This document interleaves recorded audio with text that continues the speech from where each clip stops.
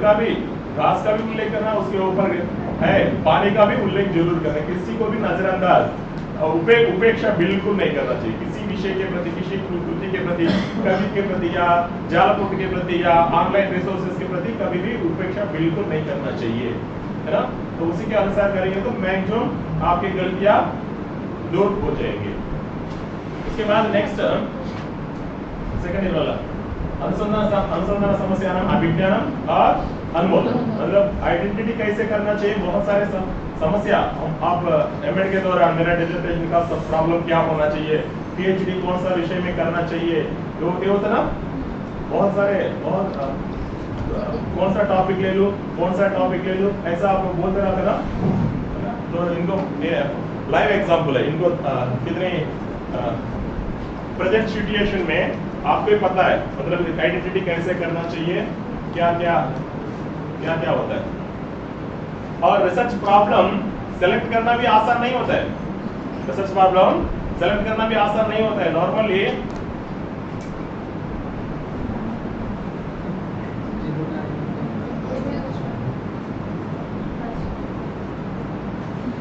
क्या उद्योग प्राप्ति, कन्या प्राप्ति और समस्या प्राप्ति आसान से होगा क्या?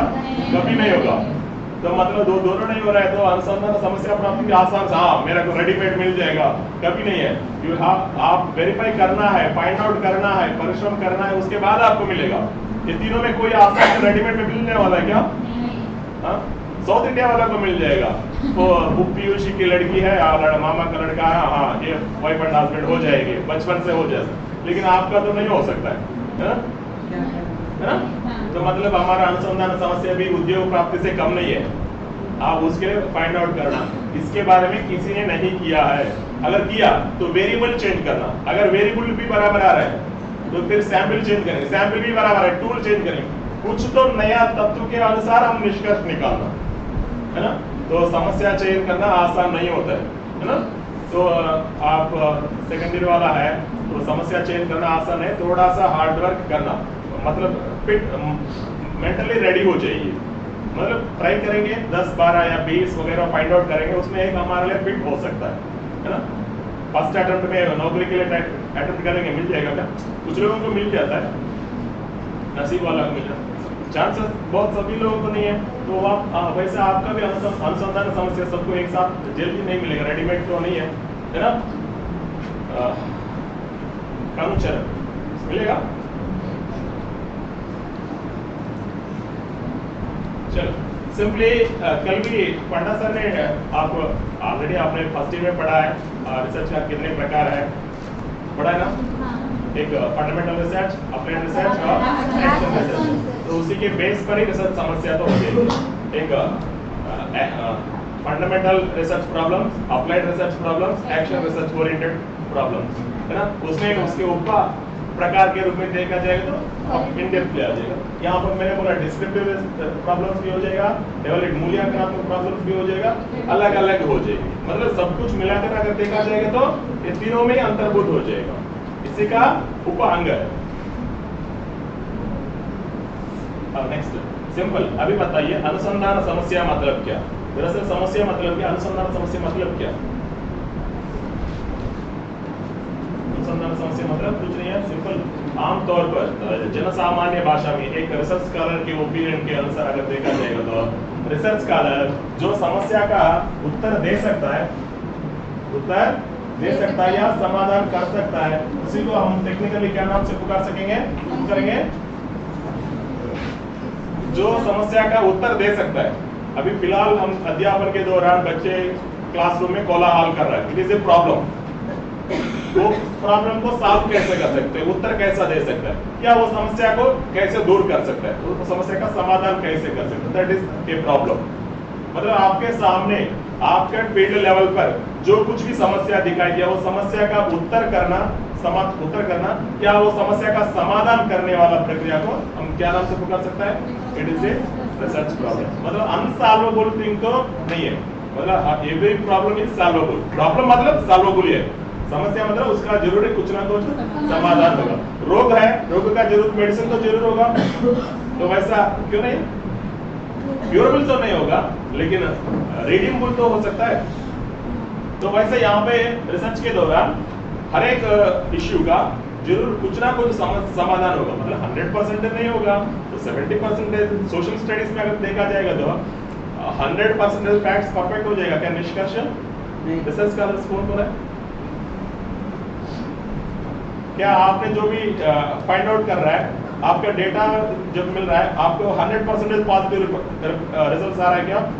हम परसेंटेज में नहीं तो जाना पड़ेगा, मतलब आपकी समस्या का समाधान अभी 100% नहीं है तो क्वांटिटेटिव के अनुसार परसेंटेज में बताना। अभी आप इतना सारे लोग हैं, मैं भी हूँ, क्या कोई अच्छा है बोल सकता है? 100% अच्छा बोल सकता है क्या? हाँ अच्छा है, 50% अच्छा है, न्यूमेरिकल में जाना पड़ेगा, है ना?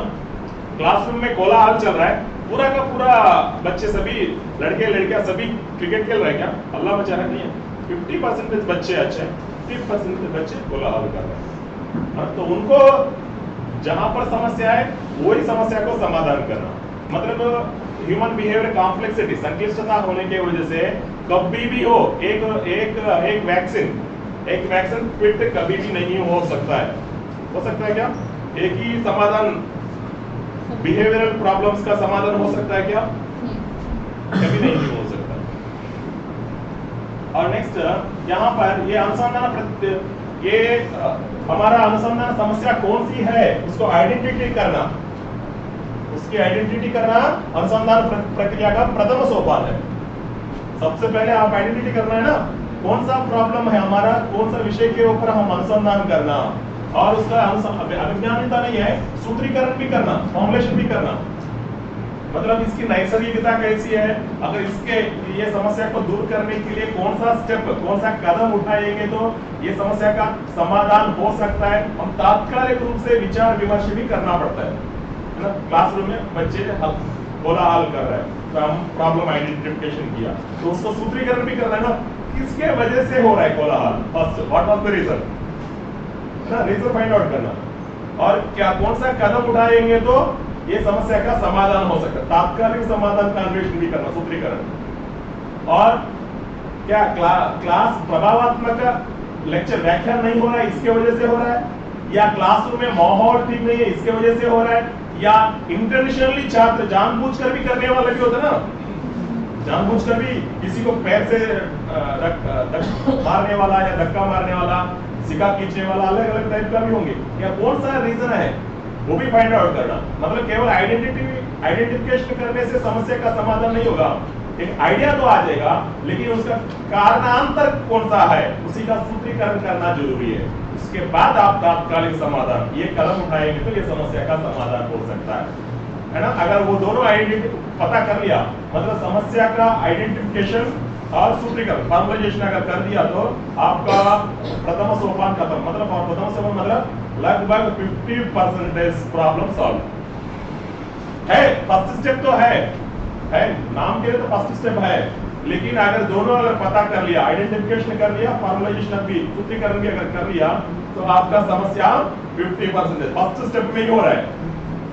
बाकी चरण में आप परिश्रम करना, ये इंट्यूशनल आइडिया मिलता है। इंट्यूशनल मतलब अंतर्ज्ञानात्मक उपाय हमारा मस्तिष्क में पैदा कर देता है, ये प्रथम सोपान में। उसके बाद उनका अंतर्ज्ञानात्मक उपाय के अनुसार वो समस्या का यथार्थ समाधान अन्वेषण करने के लिए हम कोशिश करना। यथार्थ पहले तात्कालिकता के बारे में सोचना सूत्रीकरण के दौरान, बाद में नेक्स्ट द्वितीय चरण में हम यथार्थता तौर पर यथार्थ रूप से वो समस्या का समाधान कैसा हो सकता है स्टडी करना।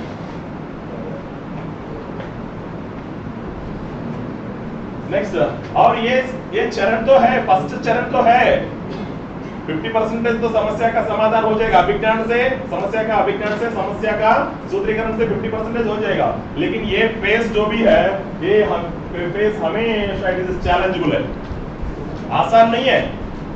प्रॉब्लम आइडेंटिफिकेशन करना आसान नहीं है, हमेशा चैलेंजेबल है। मतलब वहां पे एक घटक अगर चेंज हो गया तो पूरा उल्टा हो जाएगा। शीर्षक निर्धारण के टाइम में प्रॉब्लम आइडेंटिफिकेशन में एक कंपोनेंट का भी हमने मिसप्लेस किया या एडिशनली ऐड किया गया है तो वो समस्या हमारे लिए और भी ज्यादा चैलेंजेबल बन जाएगा। चैलेंजेबल बन गया तो सरल बन जाएगा क्या? नहीं है ना? चैलेंजेबल बन गया तो इजी हो जाएगा? हमेशा हार्ड ही रहेगा। मतलब सचमुच अगर प्रॉपरली हमने प्रॉब्लम का अभिज्ञान किया, सूत्रीकरण किया तो 50% हो जाएगा। अगर नहीं कर पाएंगे वो कार्य, वो पदम, मतलब वो स्टेप हमेशा हमारे लिए एक उपहुतिमय ही हो जाएगा। उपहुत्यात्मक मतलब चैलेंजेबल टास्क के रूप में रह जाएगा। उपहुति इट इज चैलेंज, उपहुति सब कुछ होती है। और नेक्स्ट, और यहाँ पे अनुसंधान समस्या का चयन करने के लिए, सेलेक्ट करने के लिए आसान से नहीं होगा। रेडीमेड डोसा, रेडीमेड इडली नहीं है ये। हम जब चाहिए तो जब वहां पे बना के हम फाइंड आउट करना ही पड़ेगा उसको।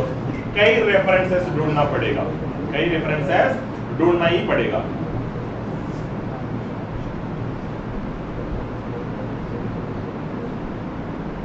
मतलब लगभग पीएचडी के में एडमिशन ले लिया तो मेरी ख्याल से या 3 महीने 4 महीने तो जरूर टाइम लेता है। हम एक समस्या का फाइंड आउट करने के लिए कम से कम 3 महीने 4 महीने का टाइम लेते हैं। मतलब एक दिन में 2 दिन में ये नहीं होगा। होगा हुआ? आपको कितना दिन हुआ? हाँ 1.5 महीने। महारानी कितने साल हो गया?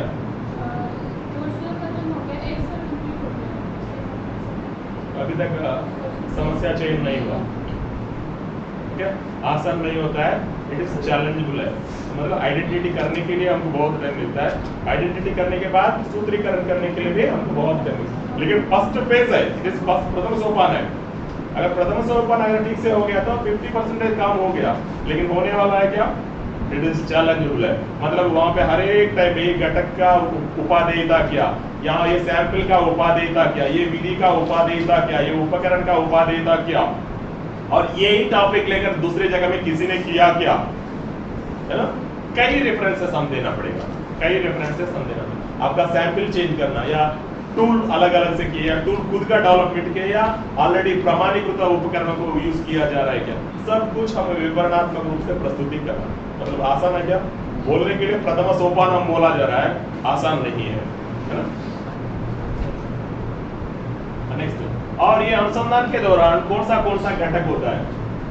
सिंपल है, ये 6 घटक है। कौन सा घटक होता है? आप जो भी रिसर्च किया जा रहा है उसके रिलेवेंस कितना है। आप रिसर्च के टाइम पे आप जो विषय के ऊपर मैं रिसर्च करना चाहता हूँ बोला तो एक्सेप्टेंस नहीं मिलेगा। शिक्षा क्षेत्र के प्रति आपके अनुसंधान का प्रासंगिकता कितना है, रिलेवेंस होना चाहिए ना, रिलेवेंस होना, तभी भारत सरकार आपको समर्थन करेगा। नहीं तो तुम इंडिविजुअली करो, तुम इंडिविजुअली करो, वैयक्तिक तौर पर करो, संस्थागत तौर पर आपके अनुसंधान करने की क्या जरूरत है। आप जो कुछ भी रिसर्च कर रहा है वो रिसर्च का फल हमारा इंस्टीट्यूशन को मिले, वो रिसर्च का निष्कर्ष है हमारा सरकार को कुछ बेनिफिट मिले, ये रिलेवेंस जरूर होना चाहिए। रिलेवेंस नहीं तो सरकार समर्थन करेगा क्या? आपके अभिभावक को कुछ आपसे कुछ बेनिफिट मिलेगा तो आपको सपोर्ट मिलेगा। या आप देखो फ्रैंकली परोपकारार्थम इदम शरीरम मैंने बोला था फर्स्ट वाला के लिए, तो हमारा माँ बाप पालन पोषण करता है, उनका एक्सपेक्टेशन बुढ़ापन में क्या 0 रहेगा क्या? एक्सपेक्टेशन तो जरूर आता है ना, आता है ना। तो भारत सरकार किया मोदी जी, हाँ आप कर लीजिए, आप सभी मेरा दामाद है, आप आराम से कर लीजिए बिना प्रासंगिकता के अनुसंधान कर लीजिए, बोलेंगे क्या? वो तो चाय वाला है, 5 रुपए का भी हिसाब किताब पूछने वाला है, तो रिसर्च को छोड़ेगा। प्रासंगिकता जरूर होनी चाहिए। मतलब हमारा शिक्षा जगत में कितनी उन्नति आ सकती है, कितनी गुणवत्तात्मकता आ सकता है, ओके, उसके ऊपर फोकस जरूर होता है समस्या के लिए। नेक्स्ट शीर्षक, सुबह हमने चर्चा किया, शीर्षक के बारे में बताने का जरूरत नहीं है। नेक्स्ट, और यहाँ पर जो कुछ भी आप वेरिएबल्स ले रहा है, वो वेरिएबल्स या घटक जो भी ले रहा है उसका क्लियर कट परिभाषा हम बताना चाहिए। मतलब परिभाषा बताते हुए अगर हो सकता है तो आपका मेधो मंथन से वो वेरिएबल में ही सीमांकन कर देना चाहिए। वेरिएबल्स के दौरान ही आपका अध्ययन का सीमांकन भी कर सकते हैं। अगर विस्तृत भी करना चाहिए तो भी यहाँ पे कर सकते हैं। डेफिनेशन ऑफ द वेरिएबल्स, चरों का परिभाषाकरण के दौरान आपका अनुसंधान का व्यापकता भी बनाना चाहते बना सकता है या परिसीमा भी बनाना चाहते तो भी बना सकता है। लेकिन क्लियर कट शीर्षक में दिए गए हर एक पद का उसका सीमा स्कोप जरूर क्लियर कटली बताना है। नेक्स्ट उसके बाद आपका अनुसंधान का उद्देश्य क्या है वो भी बताना, और नेक्स्ट आप कहां तक आपका न्यायादर्श कहां तक व्याप्त है, आपका स्कोप कितना तक व्याप्त है, मतलब आपका सैंपल कौन सा लिया गया है, कौन सा पूरी डिस्ट्रिक्ट तक लिया या उड़ीसा तक लिया या बंगाल तक लिया या दक्षिण भारत तक लिया या पूरा इंडिया तक लिया, कहां तक लिया गया, आपका स्कोप कहां तक लिया। हाँ चलो मैंने पूरा इंडिया ले लिया, इंडिया में भी सभी से आप सभी के ऊपर रिसर्च करेंगे क्या? नहीं नहीं नहीं नहीं, केवल संस्कृत जगत से ही इंडिया में संस्कृत पढ़ने वाला बालकों के ऊपर ही करेंगे, मतलब एक सीमा भी रखना, स्कोप भी करना और उसमें डिलिमिटेशन भी करना चाहिए, क्लियर कटली बताना, क्लियर कटली मतलब भारत में जितने सारे बच्चे संस्कृत पढ़ रहे हैं उनके ऊपर अध्ययन, भारत में जितने सारे बच्चे पढ़ रहे हैं उनके ऊपर अध्ययन करेंगे, लेकिन सीमा क्या करेंगे? संस्कृत अध्ययन करने वाला या हिंदी अध्ययन करने वाला, है ना, डिलिमिटेशन भी जरूर करना चाहिए। तो इसके अनुसार ये 6 घटक आत्मा की तरह हमको आपको अनुसंधान के दौरान काम आता है। नेक्स्ट पॉइंट पे जाएंगे।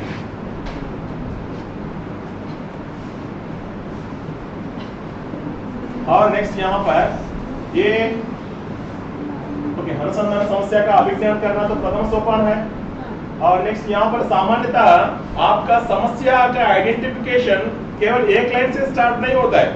नॉर्मली क्या सोचता है, मुझे समस्या चाहिए सर, मुझे टॉपिक चाहिए, टॉपिक कितने लाइन का होगा, आप रिसर्च का टॉपिक कितने लाइन का होगा, या 1 लाइन का होगा या 1.5 या 2 लाइन का होगा, है ना, लेकिन उसके लिए आप कितना स्टडी करना पड़ेगा, आप वो समस्या को आइडेंटिटी करने के लिए बहुत सारा ब्रॉड एरिया को लेना पड़ेगा, ब्रॉड एरिया को लेते हुए वो ब्रॉड एरिया में क्या क्या समस्या है फाइंड आउट करना, वो फाइंड आउट करते हुए आपका रिसर्च को कहां तक परिसीमित करना चाहिए, 1 लाइन पर, मतलब मैं इतना सारा व्यापक समस्याग्रस्तता क्षेत्र में एक पॉइंट को लेकर मैं स्टडी करना चाहता हूं, मतलब इतना दिखाएंगे, इतना व्यापक क्षेत्र, सॉरी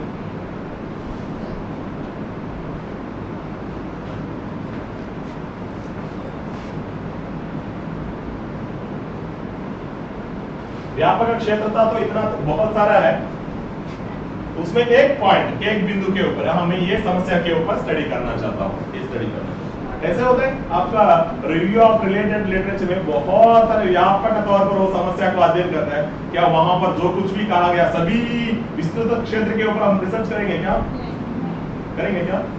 कल एक संसाधक ने बोला, मैं लगभग बहुत साल से काम कर रहा हूँ, लगभग मैंने 30 वैल्यूज हमने प्रकाशित किया, केवल आगे ऊपर हमारा अनुसंधान चल रहा है, मतलब क्षेत्र तो विस्तृत है, क्या पूरा वो हर एक अक्षर तक वो कर पाएगा क्या?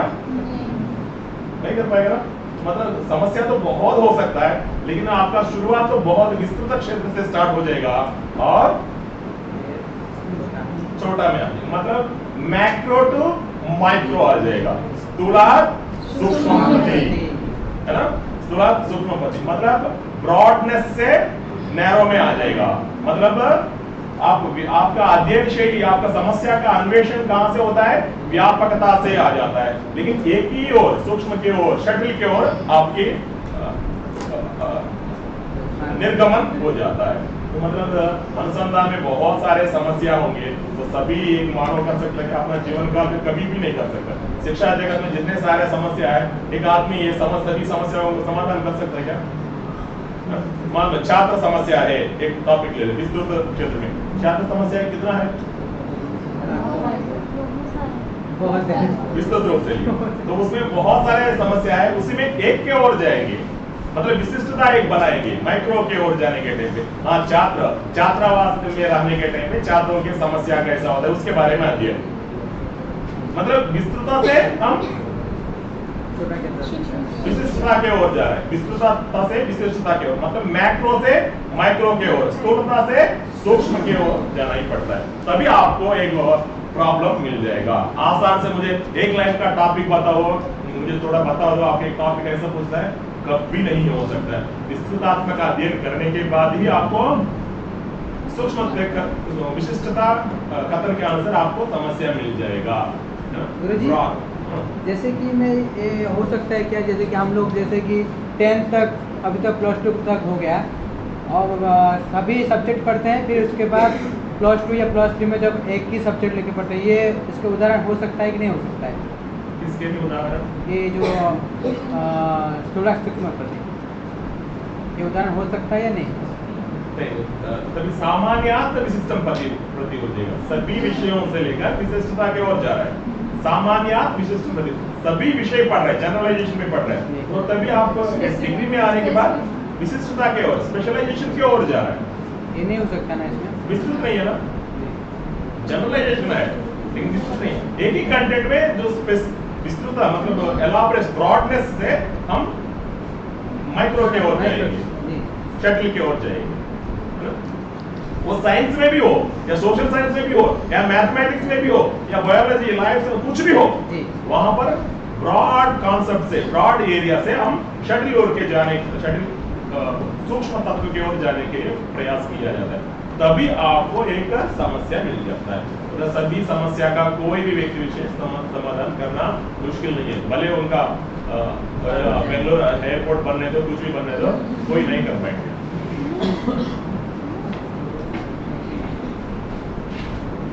और नेक्स्ट उसके बाद ये स्टेप है, और ये स्टेप ये विस्तृत ज्ञान से विशिष्ट ज्ञान की ओर, विशिष्टता की ओर आना आसान नहीं है।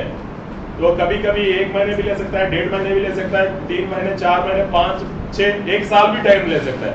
मतलब ये चैलेंजेबल टास्क है, मतलब शटल के ओर जाना आसान है, मैक्रो से माइक्रो के ओर जाना भी आसान नहीं है। लेकिन अगर जाएंगे, प्रयास करेंगे, तो आपको कुछ ना कुछ समस्या तो परफेक्टली आपको फिट के रूप में मिल जाएगा। अगर नेक्स्ट उसके बाद आपको अभी टॉपिक चाहिए, ऐसा पूछा जाता है, ये टॉपिक्स कहाँ पर आता है, अनुसंधान समस्याओं का स्रोत कहाँ पे मिलता है। तो ये सबसे पहले कहाँ पे मिलता है, व्यक्तिगत अनुभव है। आपका पर्सनल एक्सपीरियंस नहीं है क्या? आपका अध्ययन में क्या क्या समस्या आ रहा है, आपको नहीं मालूम? कौन सा विषय आसान से सीखा जा रहा है, कौन सा विषय को आसान से हम सीख रहे हैं, कौन सा विषय को आसान से नहीं सीख पा रहा है, आपको पर्सनल एक्सपीरियंस नहीं है? नहीं है क्या? है ना? कौन सा मटेरियल से आपका अधिगम आसान सक्रियात्मक रूप से हो रहा है, कौन सा मटेरियल से आपका अधिगम सक्रियात्मक रूप से नहीं हो रहा है, वो भी एक इशू है ना? कौन सा वेबसाइट आपको लर्निंग में हेल्प कर रहा है, कौन सा वेबसाइट बार बार देखने से भी नहीं हो रहा है, आपका पर्सनल एक्सपीरियंस जरूर होगा, नहीं है ना? अरे किताब से भी होगा, वेबसाइट से भी होगा, डिफरेंट सिनेरियो से भी आपको एक्सपीरियंस जरूर होगा। मतलब भगवान खाली आकर बताना है क्या, ये अनुसंधान समस्या ले लो, बताना है क्या आपके पास पर्सनल एक्सपीरियंस है। संस्कृत अध्ययन संदर्भ में कौन सा समस्या होता है, तो आप भी एक सचेतन जीव तो है, नहीं है क्या? या आपसे कोई महान है क्या? आप आइडेंटिटी नहीं कर पाएंगे, तो किसी के पास जाकर हम मांगना क्या, मुझे एक टॉपिक दे दीजिए, मैं रिसर्च करना चाहता हूँ। आपका एक्सपीरियंस कम है क्या? ब्रह्मांड, आप ही ब्रह्म है ना, हम ब्रह्मास्मि, तो आपसे कौन महत्वपूर्ण है? आप ही तो डिसाइड कर सकते हैं अध्ययन के टाइम पे कहाँ क्या क्या समस्या आ रहा है, आकलन के दौरान पे क्या क्या समस्या आ रहा है, स्वाध्याय के दौरान क्या क्या समस्या आ रहा है, समायोजन के दौरान में क्या क्या समस्या आ रहा है, शैक्षिक नीतियों के टाइम पे क्या क्या समस्या आ रहा है, और शिक्षा प्रणालियों की वजह से क्या क्या समस्या आ रहा है। क्या आपको एक्सपीरियंस नहीं हो रहा है? बकेट में हाथ रखने से पता चलेगा पानी ठंडा है कि गर्म है, तो आप वही फील्ड में डूबे हैं, बकेट में हाथ रखने के लिए डूबे हुए हैं, तो आपको पता नहीं है, एक्सपीरियंस नहीं किया, तो फिर किसी से पूछना है क्या? है ना? मतलब समस्या कुछ ना कुछ तो आप फेस कर रहे हैं, वो भी रिसर्च प्रॉब्लम तो हो सकता है ना? मतलब पर्सनल एक्सपीरियंस तो है, एक बार सोचो। नेक्स्ट उसके बाद व्यावहारिक अनुभव, चलो पर्सनल एक्सपीरियंस तो मेरा तो इतना तो नहीं है, लेकिन सिंसियरली मैं जो हर दिन स्कूल जा रहा था या कॉलेज जा रहा था, तो वहां पर इंटरैक्शन के टाइम पे अध्यापन अधिगम के दौरान कुछ समस्या को आपने अनुभव नहीं किया, है ना? कुछ टाइम पे हमको प्रभावात्मक रूप से हमारा व्यवहार में अधिगम होता है, हमने रिसीव प्रत्यक्षीकरण के बारे में भी कर सकते हैं, संवेदीकरण कैसा हो रहा है, संप्रतीकरण। एक बार देखो, कुछ टाइम पे क्लासरूम के टाइम पे हम सुनेंगे तो हमारा संवेदीकरण प्रत्यक्षीकरण नहीं है, डायरेक्टली संप्रतीकरण भी हो सकता है, होता है। कभी कभी मेरा बचपन में हम जो सर पढ़ाते थे फिजिक्स, एक बार रनिंग नोट्स लिख दिया तो बस, और कुछ टेक्स्ट बुक पढ़ने का जरूरत भी नहीं है, पूरा संप्रतीकरण आ जाता है। है ना, तो मतलब वो प्रभावात्मक है। नॉर्मली संवेदीकरण होना, प्रत्यक्षीकरण होना, उसके बाद चिंतन होना, उसके बाद कल्पना होना, उसके बाद संप्रतिकरण होना। लेकिन वैसे है कुछ पढ़ाएंगे तो डायरेक्टली संवेदीकरण, प्रत्यक्षीकरण, चिंतन, कल्पना वगैरह छोड़कर डायरेक्टली एक संप्रतिकरण, अवधारणाओं का निर्माण भी हो जाता है। तो वो है ना, तो वो समस्या नहीं है क्यों हो रहा है और दूसरे के टाइम पे क्यों नहीं हो रहा है। और एक मटेरियल से परफेक्टली हमको वस्तुनिष्ठ ज्ञान को प्राप्ति हो रहा है और अन्य मटेरियल से हमको विषयनिष्ठ ज्ञान प्राप्ति हो रहा है, तो वो भी समस्या नहीं है ना। तो वो भी व्यावहारिक तौर पर आप क्लासरूम में इतने सारा रेफरेंसेस देखा जा रहा है, मटेरियल्स भी देखा जा रहा है, बहुत सारे एक्सपीरियंसेस, प्रैक्टिकल एक्सपीरियंस को फेस कर रहा है, इसमें समस्या नहीं है क्या? नहीं है ना? और टीचिंग प्रैक्टिस के दौरान देखा तो क्या क्या समस्या आपने फेस नहीं किया? मान लो छात्र अध्यापकों की शिक्षण अभ्यास काले स्वास्थ्य समस्या नहीं होता है, तो वो समस्या नहीं है क्या?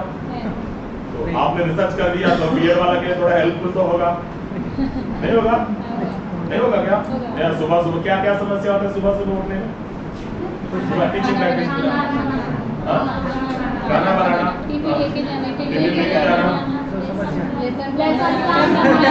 एक समस्या कई समस्या मतलब ये क्या है, आपका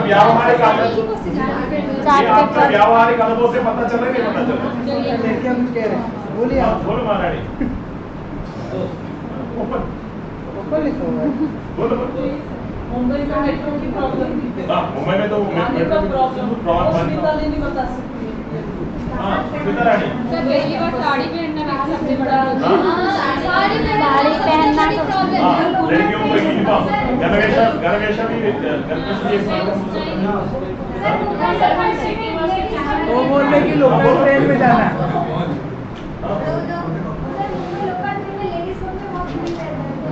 लेडीज को भी अलग होता है। नहीं बता दीजिए मैडम, सभी जेंट्स का डब्बा में बॉडी कर लेगा।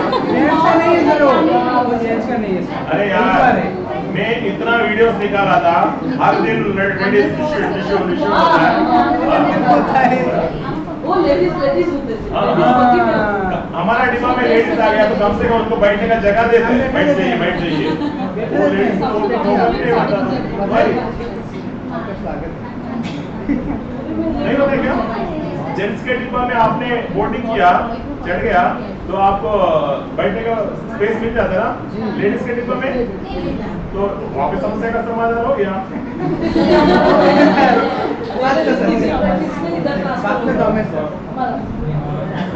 समस्या तो होता है, आप शिक्षणाभ्यास के टाइम पे कुछ भी हो, देखो शिक्षणाभ्यास के टाइम पे यातायात की एक समस्या हो सकता है, स्वास्थ्य की एक समस्या हो सकता है। निद्रा परफेक्ट होती है क्या? नींद परफेक्ट होती है? नहीं होती है ना? और खाना बराबर अच्छा से स्वादिष्ट रूप में खा सकता है क्या? आप आज के इंटीग्रेटेड लर्निंग का बराबर है क्या? हम आराम से खाते थे, भोजन का समस्या नहीं। एचओडी हो तो यहाँ के बच्चों को नींद होती है, एक चम्मच से पकड़ने से एचओडी हो तो नींद उठ जाता है। ओके, तो समस्या नहीं है क्या? क्या शिक्षणाभ्यास के दौरान और क्या क्या समस्या हो सकता है? अरे आपका समस्या नहीं मारा शिक्षणाभ्यास के दौरान? अरे हमारा लड़के कम से कम इडली डोसा वगैरह ला देते हैं, लड़कियां बिस्कुट ला देते हैं। वो तो मैं बार बोलता था कि लड़कियां होते हुए भी कुछ बनाने को ला सकता है। यजमान कर देते थे समस्या तो होता है लेकिन हमारा समाधान खुद ही कर लेते हैं। हाँ वही हम लोग कर लेते हैं, जैसे यजमान हमारा करते थे। अभी बोला अच्छी बात है, शादी के बाद मत बोलो।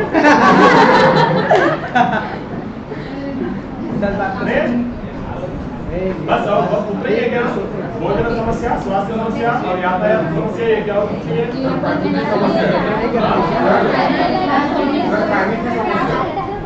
पानी की समस्या 8 बजे पानी आएगा, फिर हम 6 बजे चले जाएंगे, टैंकी में पानी कम करेगा। समय होते समस्या भी है। और कपड़ा बुलाएगा 7 बजे, फिर हम उससे पहले ही निकल जाएंगे रूम से, फिर कपड़ा फेंकना पड़ता है। ओके, क्लास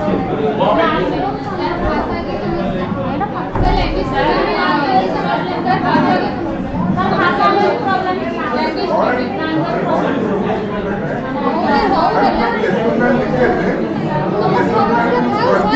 वो पढ़ाने के बाद में सर रिव्यू करते हैं। मैं सोचा इसलिए कि उससे पहले करना बेटर है। जो गलतियाँ निकलता है उसमें हम तो पढ़ा नहीं बच्चों को, वो पहले से रिव्यू करके जाएंगे तो फिर हम गलती नहीं रहेगा। इसलिए मेरा पर्सनल ओके, शिक्षणाभ्यास से निरीक्षण समस्या भी है, तो निरीक्षण टाइम पर नहीं आता है, हमको सजेशन नहीं देता है, वो भी एक इश्यू है। नहीं तो जानबूझ के नहीं आ रहा है, मैं नहीं बोल रहा हूँ, किसी कार्य वजह से नहीं आया, आपको वो टाइम पे वो विषय को कैसे पढ़ाना है मालूम नहीं है, कब सीखेंगे, है ना? उनके और नेक्स्ट भाषागत समस्या भी हो सकता है, और नेक्स्ट विद्यालय वाले हेडमास्टर सोचेंगे ये लोग कब जाएंगे, बार बार इतना दिन से हमको प्रॉब्लम कर रहा है, कब चले जाएंगे, कब होगा तुम्हारा लास्ट दिन कब है, ऐसा पूछा जा रहा है कि तुम्हारा अंतिम समस्या कैसा होता है। सर ये सिर्फ HM ही पूछते हैं, और जितने टीचर लोग हैं वो सोचते हैं कि नहीं ये लोग आए, हम लोग बहुत अच्छे, आप लोग बहुत अच्छे हैं, आप लोग आते रहिए, पढ़ाते रहिए। नहीं, हमेशा एक सास बहू को चाहती है, क्यों चाहती है? कर देता है, तो क्लास टीचर समस्या का समाधान कर देता है ना। बहुत ज्यादा परेशानी है, ससुर बहुत ज्यादा परेशानी है, लेडी फाइटिंग, ससुर बहुत ज्यादा फाइटिंग। चलो सर, एक बार एक शिक्षणाभ्यास को लेकर लेंगे तो कितना सारा समस्या आ गया, वही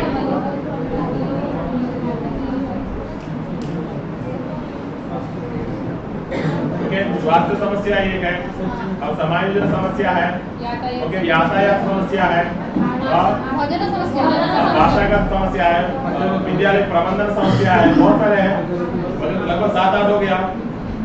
अगर एक सैम्पलिंग एक पूरी का, एक कोरदा का, एक भुवनेश्वर का लेंगे तो 73 लोगों का वही टॉपिक हो जाएगा, नहीं होगा? होगा ना? मतलब आपका वो प्रॉब्लम कहाँ से मिला, आपका प्रैक्टिकल एक्सपीरियंस से मिल रहा है ना। ओके चलो वो छोड़ दो, ओके चलो वो प्रॉब्लम नहीं। कार्यशाला में जबरदस्ती से बैठना वो भी एक समस्या है।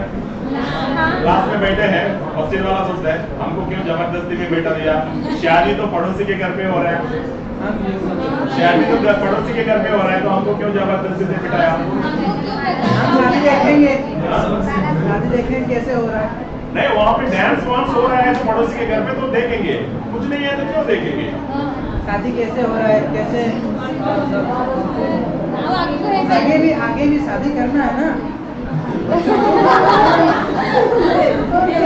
ज्यादा उतावला हो, नाम जो सच है, रियल फैक्ट, तो रियल फैक्ट है। चलो वो छोड़ दो, एक बार हमारा संस्कृत जगत में बीएड डिपार्टमेंट होता है, कुछ ना कुछ प्रोग्राम हो गया, एक्सपेरिमेंटल एनिमल कौन बनेंगे, प्रायोगिक पशु पेड़ वाला एक्सपेरिमेंटल एनिमल रही ना। हाँ, आज क्लास कैंसिल है, बस यहाँ आ जाना। इस तरह का आपका प्रॉब्लम कौन सा आ रहा है, उसी के बारे में स्टडी नहीं कर सकता है जी, है ना। चलो, और स्कूल में अलग अलग प्रकार का एक्टिविटीज भी कंडक्ट करते हैं, स्वच्छता अभियान, है ना, और अलग अलग प्रकार का अभियान, उससे क्या क्या समस्या होता है? हाँ? नहीं देखो, बेनिफिट हो रहा है तो वहां पर प्रॉब्लम भी जरूर होगा, नहीं होगा तो वो भी समस्या नहीं है। मतलब आपका व्यावहारिक अनुभव से कितने सारे प्रॉब्लम है यार, है ना। एक बार आपका दिनचर्या है ना, आपका प्रॉस्पेक्टस तो मिला है ना, उसमें कब कौन सा गतिविधि को आयोजन किया जाएगा लिखा है, तो उसमें कौन सा समस्या हो सकता है, वो शब्द के बाद एक समस्या याद कर दो, क्या क्या समस्या आ जाएंगे, ऑटोमेटिकली आपका व्यावहारिक अनुभव से व्यक्तिगत समस्या बहुत सारे बाहर निकल जाएगा, है ना। तो किसी के पास जाकर पूछने का जरूरत है क्या? नेक्स्ट उसके बाद और आपको अनुसंधान समस्या कब मिलेगा?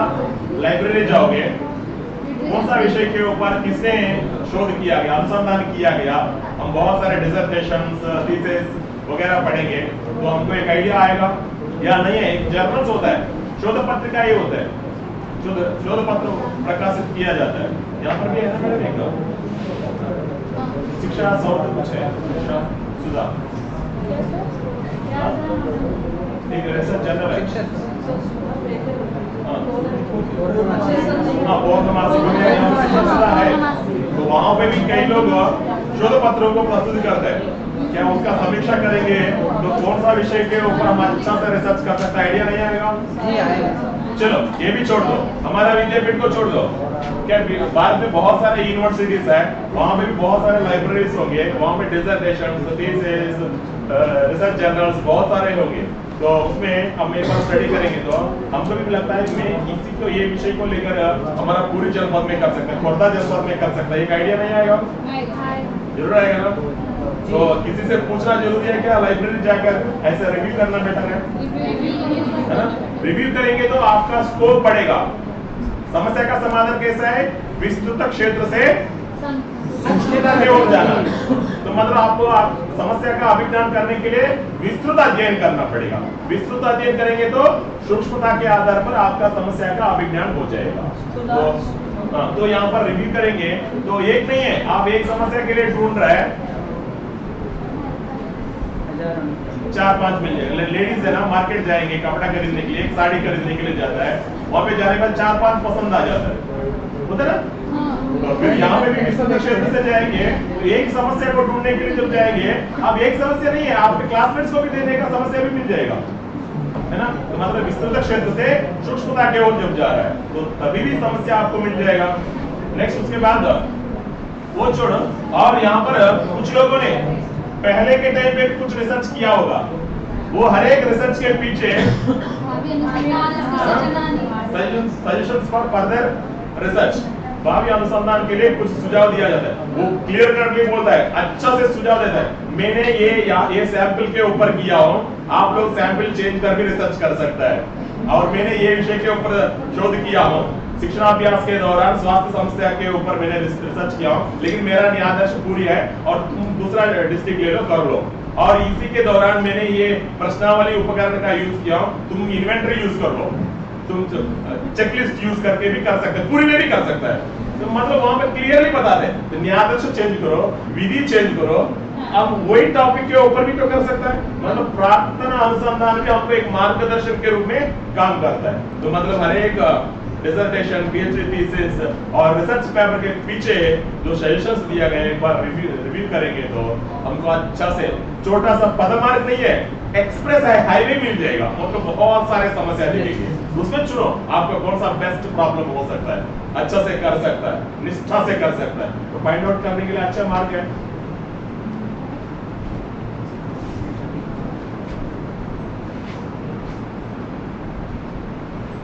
नेक्स्ट उसके बाद और एक भी है जो आज इतने सारे सिद्धांत वर्तमान पर है, वर्तमान में अस्तित्व है, कि पाउलो कंडीशनिंग भी हो या स्किनर कंडीशनिंग भी हो, बहुत सारे सिद्धांत है ना? ये सिद्धांत को वर्तमान में हम अप्लाई करके स्टडी कर सकते हैं, नहीं कर सकता है? कर सकते ना? पाउलो सिद्धांत को कर सकता है, स्किनर सिद्धांत को कर सकता है, या थार्नेक सिद्धांत को कर सकता है। वो छोड़ दो, सर वो सभी विदेशी वाला है, हमारा बंदूरा है, बंदूरा के सिद्धांत को अनुसरण कर सकता है, क्यों नहीं कर सकता है? क्या कर सकता है ना? एप्लीकेशन कर सकते हैं, और रिजल्ट को शैक्षिक प्रयोजन के साथ साथ भी इंटरप्रिटेशन कर सकता है ना? रिजल्ट को मतलब आपको जो डेटा मिल जाएगा वो डेटा के आधार पर अगर हो सकता है तो शैक्षिक प्रयोजन में भी चेंज ला सकता है। बंदूरा ने ये विषय का अन्वेषण नहीं किया, मैंने किया हूँ, नया तत्व को भी बाहर ला सकता है ना? तो मतलब पुराना टाइम पे जो सिद्धांत आविष्कार किए उसके आधार पर भी हम अप्लाइड रिसर्च नहीं कर पाएंगे ना? वो छोड़ो, तो हो गया। साइकोलॉजी में पसंद नहीं है मुझे, टेक्नोलॉजी में पसंद है। प्लानर क्लासरूम इंटरेक्शन एनालिसिस है, क्या पूरी परिसर में नहीं कर सकता है? चलो शिक्षा शास्त्र लोगों के ऊपर प्लानर क्लासरूम इंटरेक्शन एनालिसिस इत्यस्य विश्लेषण ये लोग जानते हैं कि पढ़ेंगे, अगर जरूरत है पढ़ेंगे। बीएड वाला के सैंपल लेते हुए स्टडी कर सकता है, एक एमएड के ऊपर सैंपल लेते हुए कर सकता है, शिक्षा स्नातक स्तर पर एक कर सकता है, क्यों नहीं कर सकता है?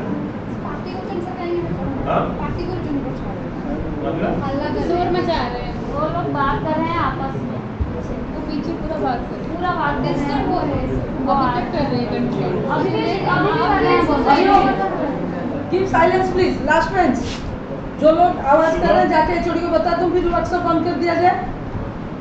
आपके इतने वैल्यूबल लेक्चर चल रहा है, क्यों आप, मैं क्यों इधर आई हूँ, मैं भी एक टीचर हूँ, मुझे भी यहाँ कुछ ज्ञान मिल रहा है।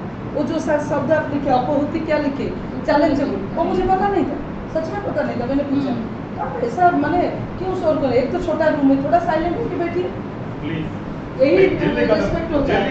शट डाउन करूंगा। नहीं बैठना है, चलो। प्लानर क्लासरूम इंटरेक्शन एनालिसिस है, छात्र शिक्षकों के बीच में अंतःक्रिया कैसा हो रहा है। तो शिक्षा छात्र का एक सैंपल लेकर नहीं कर सकता है, शिक्षा आचार्य का एक लेकर नहीं कर सकता है, या शास्त्री वाला कर नहीं लेकर, जगन्नाथ यूनिवर्सिटी का, एससीएस कॉलेज का नहीं कर सकता है क्या? जी क्यों नहीं है? तो मतलब पुराना टाइम पे जो सिद्धांतों को प्रतिपादन किया अभी अप्लाई करके भी अपने साथ नहीं कर सकता है क्या? तो कर सकता है। नेक्स्ट, उसके बाद छात्रों का प्रतिक्रिया कैसा हो रहा है, छात्रों का प्रतिक्रिया कैसा, मतलब आपका अधिगम कैसा हो रहा है, कौन सा विषय में आपका रुचि है, क्यों रुचि है, मतलब मटेरियल से कैसे रेस्पॉन्स है, शिक्षकों से कैसे रेस्पॉन्स है, विद्यालय के प्रबंध से आपका रेस्पॉन्स क्या है, तो उनके बारे में नहीं कर सकते। छात्र संतुष्ट है अध्ययन, अध्यापकानां प्रति छात्र संतुष्ट है अध्ययन, और अधिगम सामग्री प्रति छात्र संतुष्ट है अध्ययन नहीं कर सकता है क्या? मतलब टीचिंग मटेरियल से छात्र कितने संतुष्ट है, शिक्षकों से छात्र कितने संतुष्ट है, विद्यालय के प्रबंध से छात्र कितने संतुष्ट है, या सरकार की योजनाओं से छात्र कितने संतुष्ट है, तो प्रतिक्रियाओं के बारे में अनुसंधान नहीं कर सकता क्या? है ना? क्यों नहीं?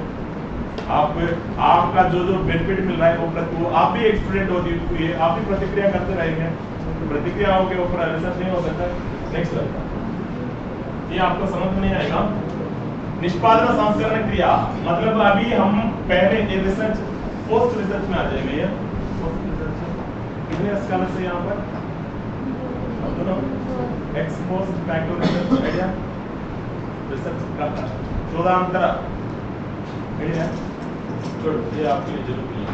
नेक्स्ट, सामाजिक समस्या, ये आपके लिए थोड़ा सा बताना थोड़ा सा ये नहीं होगा, सेकंड सेमेस्टर थर्ड सेमेस्टर होने के बाद बता सकते हैं आपको, एक बार प्रेजेंटेशन में आने के बाद ये पता चले। इसके बाद सामाजिक समस्या, इतने सारे समस्या होता है, हमारा हक नहीं मिल रहा है, हमारा स्कॉलरशिप नहीं मिल रहा है, हमारे सुविधा नहीं मिल रहा है, कितनी समस्या है, सामाजिक समस्या नहीं है। और बच्चे स्कूल में, बच्चे कॉलेज में रैगिंग करते रहता है, लड़के छेड़छाड़ करते हैं, है ना? कितनी समस्या है, सोशल इश्यूज।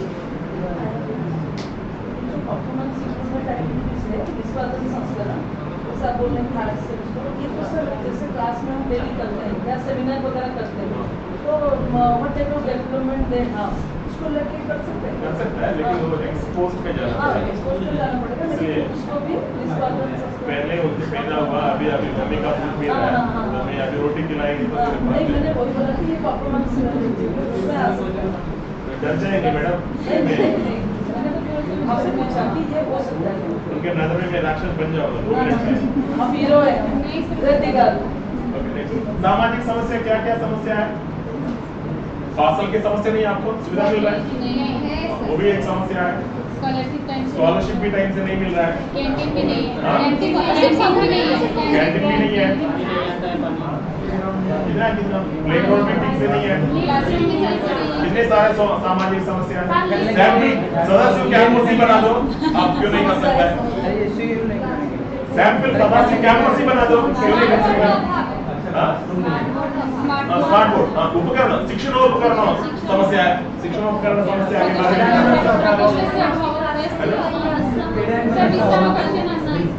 के कैंपस में स्मार्ट बोर्ड नहीं है, हमने बहुत लड़के लाए, हम मिल गया 4 स्मार्ट बोर्ड मिल गया। क्लासरूम भी सही से नहीं है, छोटे बच्चे आप रहिए, एक समस्या दूरी होती जाएगी। क्लासरूम में गर्मी हो रही है, गर्मी क्या सर, क्लासरूम सही से नहीं है, सही से नहीं, मतलब छोटा है,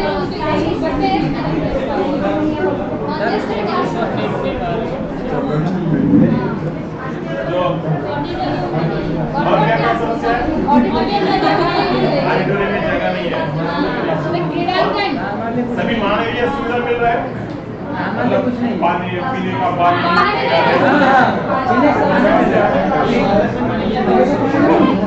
ओके, सामाजिक समस्याओं के साथ छात्र प्रतिक्रियाओं के साथ लिंक करते हुए भी डबल स्टडी कर सकते हैं, नहीं कर सकता? ये सिंगल नहीं है, अगर कर सकता तो सिंगल से भी कर सकता है और डबल भी तो लिंक करते हुए भी तो कर सकता है। हाँ?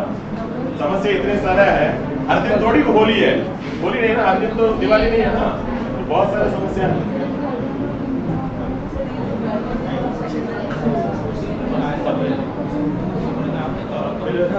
सैंपल में लेकर चलो। नेक्स्ट उसके बाद जो जो महापुरुष है, महापुरुषों के साथ साथ हम मेधो मंथन नहीं कर सकता है क्या? मेधो मंथन मतलब भौतिक विचार विमर्श नहीं कर सकता है। भौतिक सब लोग बोलते हैं हमारा वेद में ये था वो था बोलता है, तो मेधो मंथन में हमको कितने सारे प्रॉब्लम्स मिल जाएगा। मेधो मंथन मतलब बौद्धिक विचार विश्लेषण करने से भी नहीं मिलेगा, है ना? तो मान लो यजुर्वेद में पर्यावरण के प्रति कौन सा तथ्य कहा गया, उसके ज्ञान के प्रति जागरण का अध्ययन नहीं कर सकता है। हर एक पुराण वेद के साथ भी कर सकते हैं। वेदो मंथन कर दिया तो और भी समस्या आपको पता चलेगा।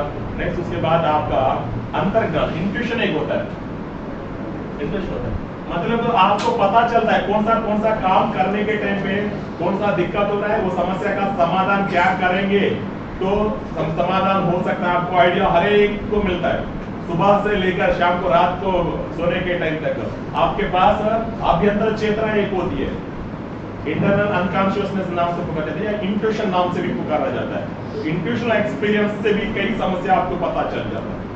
इसके बाद लोक कथा, बहुत सारे लोक कथा है।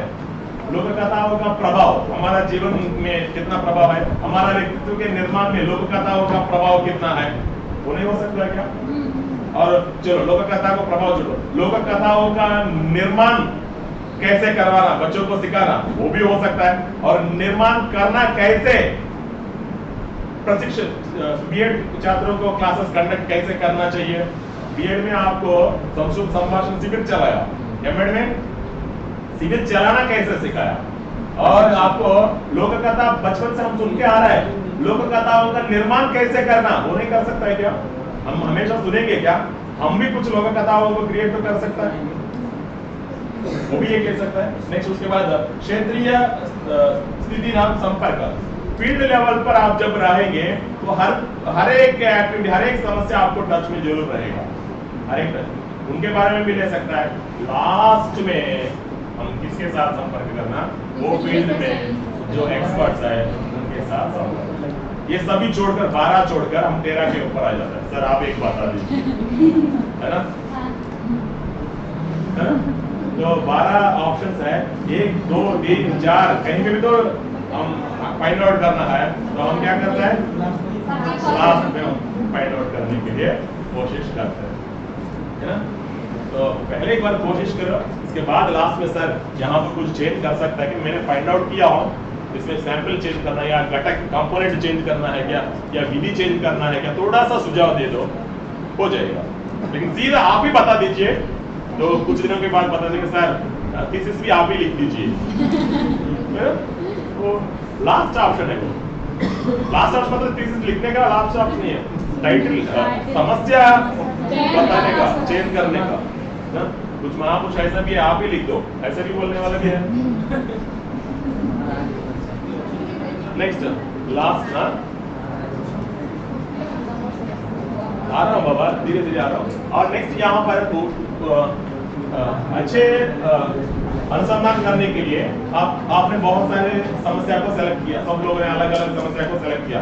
कौन सा मापदंड के अनुसार आपका समस्या का चयन होता है? नॉर्मल यहाँ आपका बोलते ना, आप गंगानाथ जहाँ परिसर वाला आपका टाइटल को रिजेक्ट कर दिया, ऐसा बोलते ना, कौन सा मापदंड है? मापदंड का मेन रीजन है आपके जो शीर्षक लिया, आपने जो समस्या को लिया, वर्तमान संदर्भ में, वर्तमान शिक्षा संदर्भ में वो महत्वपूर्ण है क्या नहीं है? महत्वपूर्ण है तो जरूर देगा, इंपॉर्टेंस है, सिग्निफिकेंस है। आप जो विषय के ऊपर रिसर्च कर रहे हैं वो हमारे लिए प्रासंगिक है, महत्वपूर्ण है, उससे हमारा शिक्षा क्षेत्र में गुणवत्तात्मकता आ सकता है। तो क्यों नहीं बोलेगा, हाँ जरूर करो बाबा, आपको जरूर अगर चाहिए तो फेलोशिप 10,000 के बदले 12,000 दे देंगे, सिग्निफिकेंस होगा तो टाइटल का एक्सेप्टेंस भी मिलेगा। अगर हो सकता है तो आपको प्रोजेक्ट के तरफ भी आपको कंटिजेंसी फंड भी ज्यादा एक्स्ट्रा भी मिल सकता है। सिग्निफिकेंस होना चाहिए आपका शीर्षक में, आपका समस्या में सिग्निफिकेंस होंगे तो जरूर आपका टॉपिक सेलेक्ट हो जाएगा। नेक्स्ट उसके बाद आप जो भी रिसर्च कर रहा है उसका मौलिकता भी होना चाहिए, मतलब ओरिजिनलिटी भी होना चाहिए। मतलब किसी ने कर दिया, हम तो आगे पीछे कर दिया या सैंपल चेंज कर दिया, वो कर दिया, या ऐसे भी कर सकता है। किसी ने ओडिया में कर दिया तो हम संस्कृत में कर देंगे, किसी ने मराठी में कर दिया या हम संस्कृत में कर देंगे, है ना। लेकिन अभी शोधगंगा आने के बाद सब भी डिसर्टेशन सब भी पता चल रहा है, तो अभी काफी कर पाएंगे क्या? ओरिजिनलिटी होगा, ओरिजिनलिटी होना चाहिए। मतलब ये विषय के ऊपर ये सैंपल को लेते हुए ये अनुसंधान उपकरण के माध्यम से ये दत्तांश प्रकार के अनुसार रिसर्च करने वाला यही है, तभी आपके रिसर्च में मौलिकता है, ओरिजिनलिटी है, तो तक एक्सेप्टेबल हो जाएगा। तो मतलब नहीं है तो भाषा एक मराठी में है, एक मराठी शोध प्रबंध को उड़िया में ट्रांसलेट करेंगे, एक रिसर्च थीसिस हो जाएगा, और उड़िया का थीसिस को मराठी में कर देंगे तो थीसिस हो जाएगा। क्या उसमें ओरिजिनलिटी बोल सकते हैं क्या? नहीं। ओरिजिनलिटी अगर होगा तो जरूर आपका समस्या को सेम हो जाएगा। नेक्स्ट उसके बाद कहीं ज्ञान पूर्णता है, ज्ञान हमेशा कंटिन्यूअस होगा, कहीं ब्रेक्स गैप्स भी होंगे।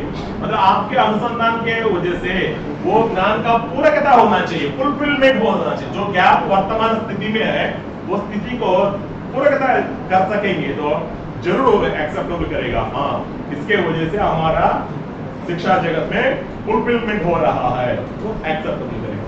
नेक्स्ट जिज्ञासात्मकता, मैंने सुबह बोला था एग्जाम्पल, रिसर्च हमेशा काव्य प्रकाश की तरह ही होना चाहिए, रसगंगाधर की तरह नहीं होना चाहिए। हमेशा काव्य प्रकाश की तरह होना चाहिए। रसगंगाधर में क्या है, जीतने के लिए कोशिश किया, सभी को गाली देते हुए जीतने के लिए कोशिश किया, जस्ट नैयायिक सिद्धांत के ऊपर डिपेंड होते हुए जीतने के लिए कोशिश किया। लेकिन मोहम्मद के काव्य प्रकाश में फैक्ट टू फैक्ट, मतलब कौन सा तथ्य सही है कौन सा तथ्य सही नहीं है, इसमें दोष मतलब क्या, गुण मतलब क्या, अलंकार मतलब क्लियर कटली बताया। वहां पे कहीं पे भी लालच नहीं दिखाया, नाम लाने के लिए कुछ भी नहीं दिखा, फैक्ट टू फैक्ट। बेटा गलती किया तो भी बेटा की गलती है, पड़ोसी वाला अच्छा किया तो भी अच्छा है ना, तो उन्होंने परफेक्टली दिया। तो हमारा जिज्ञासात्मकता कैसा होना चाहिए, हमारा अनुसंधान समस्या काव्य प्रकाश की तरह ही होना चाहिए। नेक्स्ट समकालीनता, मतलब आप जो भी रिसर्च किया जा रहा है, जो रिसर्च किया जा रहा है, एक्सपेरिमेंट्स जो कंटेम्पररी होना, या वैदिक काल में जो अध्यापन विधियों है तो वर्तमान टाइम में आप एक्सपेरिमेंट करके देख सकेंगे क्या? वर्तमान टाइम में मतलब बिना उपकरण से हम अध्यापन कराएंगे, बिना उपकरण से हम असेसमेंट कराएंगे, पॉसिबिलिटी है क्या? नहीं है। तो मतलब हमारा अनुसंधान समस्या समकालीनता से संबंधित है क्या? नहीं है, वो भी होना चाहिए। नेक्स्ट उसके बाद आपका रिसर्च के वजह से हमारा सोसाइटी में कुछ सकारात्मक प्रभाव होने वाला है, वो भी इंपॉर्टेंट है। नेक्स्ट सुसामयिक संभवता, मतलब आपको 3 साल या 5 साल में अनुसंधान करने के लिए मौका दिया, क्या 3 साल में या 5 साल में आपका अनुसंधान कर सकता है कि नहीं कर सकता है? तो नहीं सर मुझे 20 साल चाहिए, तो एक्सेप्टेंस मिलेगा? इन टाइम पर आप रिसर्च जैसा कर सके वैसा होना चाहिए। नहीं मैंने सैंपल ले लिया और पूरा भारत में हर एक व्यक्ति से डेटा सैंपल करूंगा, पूरा पॉपुलेशन को टच कर मेरा रिसर्च करना चाहता हूँ, 130 करोड़ से बातचीत करके मैं रिसर्च करना, पॉसिबल है क्या? वो छोड़ो, पूरा उड़ीसा में जितने सारे लोग हैं सभी से आप डेटा कलेक्ट कर सकते हैं क्या? एक विदिन टाइम फ्रेम में पॉपुलेशन की जगह में सैंपल को लेते हुए रिसर्च करना, मतलब क्यों कर रहे हैं? विदिन टाइम फ्रेम में हम अनुसंधान को समाप्त कर रहे हैं। नेक्स्ट हमें और नेक्स्ट उसके बाद आप सीमांकन कितना तक कर रहे हैं, मतलब वेस्ट भी नहीं होना चाहिए एकदम, नहीं सर मैं केवल बीएड के 50 बच्चों तक ही सीमांकन करना चाहता हूँ, चलेगा? इसका भी एक रेंज है, 500 600 तक तो जाना है, एकदम 5 करोड़ 10 करोड़ भी नहीं जाना। सीमांकन भी उनका limitation, quantitative data perfectly fit होगा 450 के बाद ही फिट होगा, वो 450 के बाद ही परफेक्टली फिट होगा। तो आपने 50 लोगों को देते हुए रिसर्च कर सकता है क्या? सीमांकन मिनिमम 450 या 500 या 1000 उतना जाना। नेक्स्ट उसके बाद आप जो भी प्रमाण दे रहे हैं उसका वैधता है कि नहीं है, वैलिडिटी है क्या, वो भी आपका समस्या का चयन होने का रीजन होता है। नेक्स्ट उसके बाद आप जो भी समस्या को ले लिया तो समाधान ये हो सकता है कि अभी मैं यहाँ से धरती से आसमान तक एक सीढ़ी बनाना चाहता हूँ, एक मेरा अनुसंधान है, पॉसिबल है? तो समाधान योग्य नहीं है तो सेलेक्ट होगा क्या? नहीं मतलब कर सकता है तो आपका समस्या का चयन हो जाए, मतलब यही पैरामीटर्स के अनुसार आपका समस्या चयनित हो जाता है, नहीं है तो तिरस्कृत हो जाता है। ओके ओके धन्यवाद।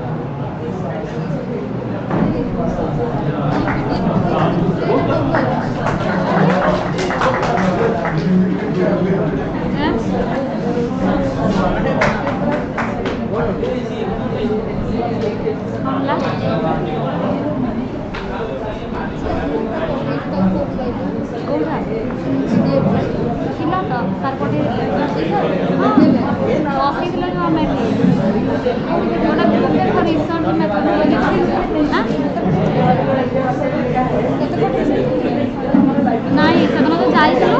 ହଁ ସେଦିନ ଏଇଟା ନାହିଁ, ଆରଥର ଯୋଉଟା କରେଇଥିଲେ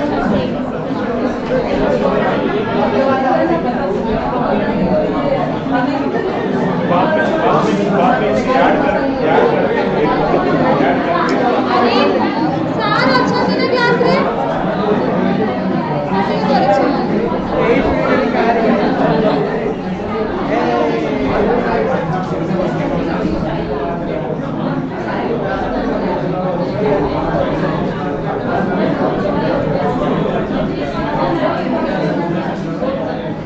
ओके, मेरा दोनों टॉपिक दिया, दोनों टॉपिक के ऊपर जितना ब्रीफ अप में हो सके उतना ब्रीफ अप में मैंने किया। समस्या के लिए किसी के पास जाकर याचना मत करना, बहुत सारे सोर्सेस है, आप भी खुद सोच सकते हैं, आपका पर्सनल एक्सपीरियंस है, प्रैक्टिकल एक्सपीरियंस है, बहुत सारे हैं, हाँ? है ना जी सर। और लेकिन टॉपिक सेलेक्ट करने के टाइम में सेंसेशनाइजेशन कभी नहीं करना, संवेदीकरण संवेदनात्मक कभी नहीं करना बिल्कुल। तो संवेदनात्मक का कौन सा साथ कुछ लिया है?